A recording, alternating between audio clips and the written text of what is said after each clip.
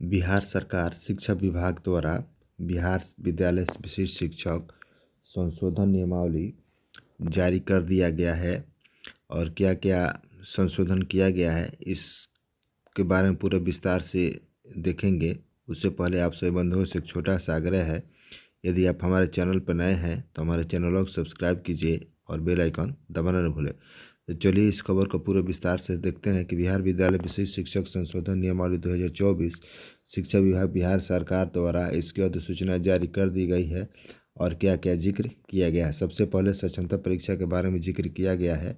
सक्षमता परीक्षा के बारे में कहा गया है कि जो सरकारी एजेंसी के माध्यम से सभी स्थानीय निकाय शिक्षकों के लिए सक्षमता परीक्षा आयोजित होगी और सक्षमता परीक्षा नियमावली के प्रवृत्त होने की तिथि से 2 वर्ष की अवधि में आयोजित की जाएगी और प्रत्येक स्थानीय निकाय के शिक्षक को सक्षमता परीक्षा उत्तीर्ण हेतु 5 अवसर प्रदान किए जाएंगे। स्थानीय निकाय शिक्षकों को सक्षमता परीक्षा उत्तीर्ण एवं प्रस्तुत शैक्षिक प्रशिक्षण प्रमाण पत्रों के मिलान के उपरांत संबंधित जिला शिक्षा पदाधिकारी द्वारा बंधित नियुक्ति पत्र वितरण किया जाएगा, निर्गत किया जाएगा।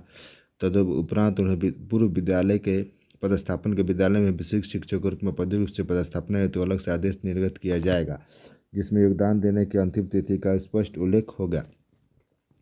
यानी कि आपको बंधित नियुक्ति पत्र मिल जाएगा और उसके बाद शिक्षा विभाग द्वारा एक अलग से योगदान देने की तिथि निर्धारित की जाएगी और विशेष शिक्षक के रूप में आप योगदान करेंगे यदि आप सक्षमता परीक्षा पास हो गए हैं तब। और उसके लिए विशेष शिक्षकों का यहाँ पर जिक्र किया गया है कि विशेष शिक्षकों के द्वारा विद्यालय में योगदान करने के लिए एक अंतिम तिथि निर्धारित की जाएगी कि आपकी इस तिथि से इस तिथि तक आपको विशिष्ट शिक्षक के रूप में योगदान कर लेना है और योगदान की तिथि से आप विशिष्ट शिक्षक कहलाने लगेंगे।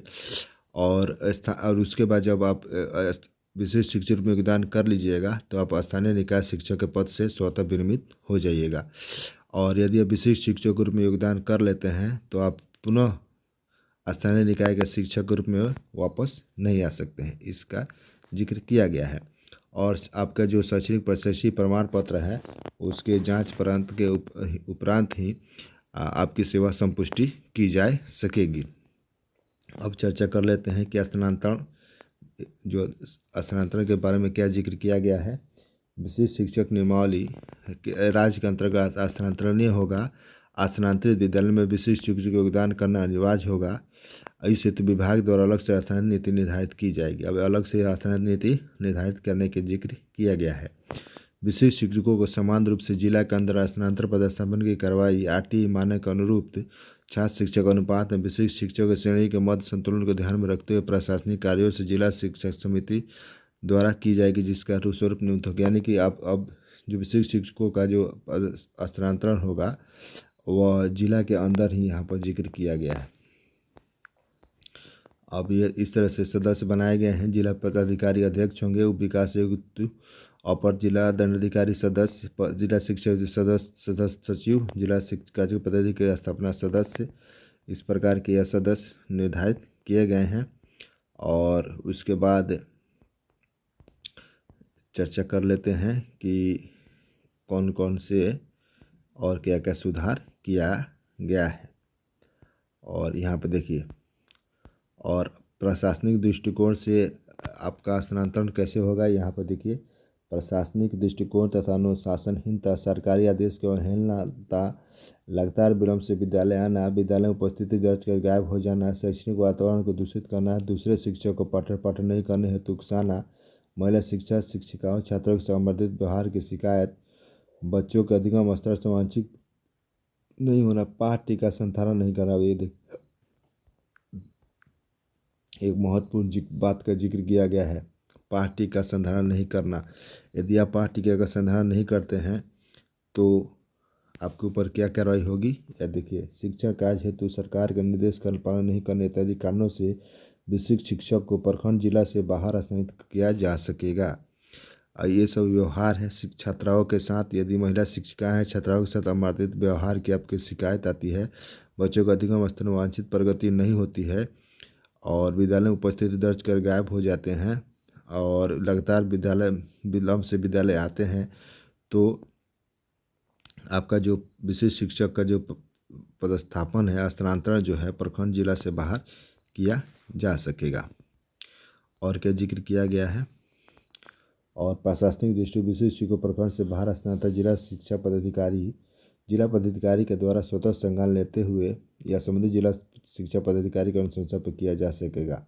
इस प्रकार विशिष्ट शिक्षकों को जिला पदाधिकारी के अनुशंसा पर निदेशक या निदेशक जैसा मामला हो प्रशासनिक दृष्टि जिला से बाहर भी स्थानांतरण किया जा सकेगा। इसके लिए क्या किया, विशिष्ट शिक्षकों को नोटिस जारी किया जाएगा, 3 कार्य दिवस का समय दिया जाएगा और अगर आप संतोषजनक उत्तर नहीं देते हैं तो सक्षम प्राधिकार द्वारा प्रखंड या जिला स्थानांतरण किया जा सकता है।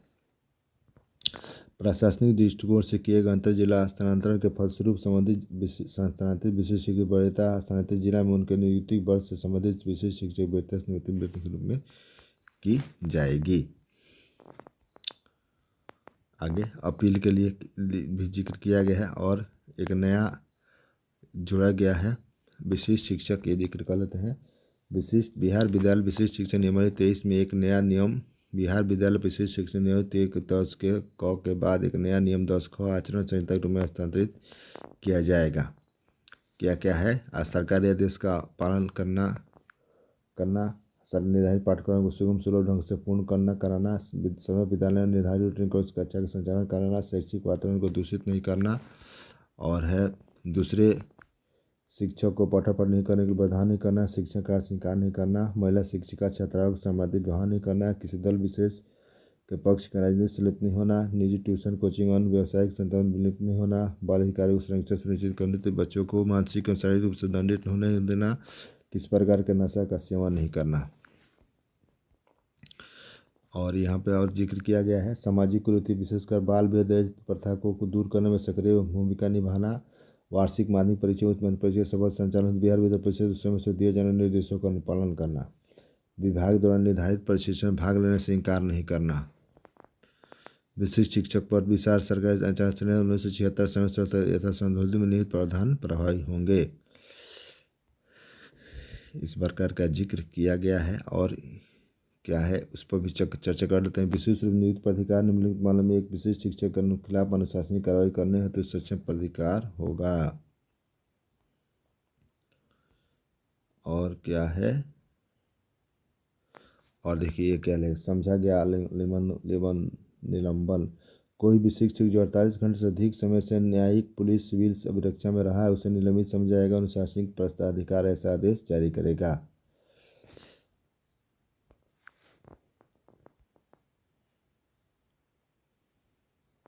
और बड़ा दंड क्या क्या दिया जा सकता है, बर्खास्तगी, अनिवार्य सेवानिवृत्ति, निचले पद पर पदोन्नति, कम वेतनमान में पदोन्नति, संचयी प्रभाव से वेतन वृद्धि को रोका जा सकता है।